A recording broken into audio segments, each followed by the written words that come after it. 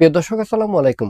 মহান মুক্তিযুদ্ধের মাধ্যমে স্বাধীন সার্বভৌম বাংলাদেশ প্রতিষ্ঠার পর 1974 সালের 22 ফেব্রুয়ারি পাকিস্তান নামক রাষ্ট্রটি বাংলাদেশকে স্বীকৃতি দান করে। তারই 4 মাস পরে জুন মাসে এসে পাকিস্তানের প্রধানমন্ত্রী জুলফিকার আলী ভুট্টো বাংলাদেশ সফর করেন।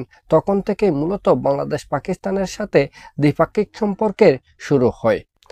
পাকিস্তানের সাথে বাংলাদেশের এই দ্বিপাক্ষিক সম্পর্ক অব্যাহত থাকে শহীদ প্রেসিডেন্ট জিয়াউর রহমানের শাসনামলে, হুসেইন মোহাম্মদ এরশাদের শাসনামলে, দেশনেত্রী বেগম খালেদা জিয়ার শাসনামলে। এমনকি 1996 সালে যখন আওয়ামী লীগের নেতৃত্বাধীন শেখ হাসিনার সরকার গঠিত হয়, তখনও পাকিস্তানের সাথে বাংলাদেশের এই দ্বিপাক্ষিক সম্পর্ক অব্যাহত ছিল। শুধু তাই নয়, ওই সময়ের প্রধানমন্ত্রী শেখ হাসিনা পাকিস্তানও সফর করেছিলেন। কিন্তু গত 1/11-এর পরে শেখ হাসিনার নেতৃত্বে যখন আওয়ামী লীগের সরকার গঠিত হয়, তখন বাংলাদেশের যুদ্ধ অপরাধীর বিচার করার জন্য ট্রাইব্যুনাল গঠন করে এবং একের পর এক যুদ্ধ অপরাধীর বিচার হতে থাকে, যার ফলে পাকিস্তানের সাথে বাংলাদেশের দ্বিপাক্ষিক সম্পর্ক নষ্ট হতে শুরু করে।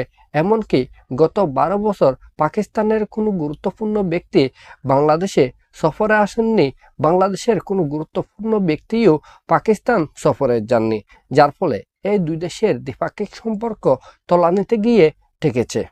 গত জুলাই আগস্টে ঘটে যাওয়া গণঅভ্যুত্থানের পর ভারতের সাথে বাংলাদেশের যখন দ্বিপাক্ষিক বাণিজ্যে খারাপ প্রভাব পড়ে, তখন বাংলাদেশের অভ্যন্তরে নিত্য প্রয়োজনীয় দ্রব্যমূল্য দিনের পর দিন বাড়তে থাকে। আর এই সময়ে এসে পাকিস্তান আমাদেরকে সর্বাত্মক সহযোগিতা করার জন্য দৌড়ে আসে। ফলে পাকিস্তান এবং বাংলাদেশের দ্বিপাক্ষিক সম্পর্কে সুবাতাস বইতে শুরু করেছে।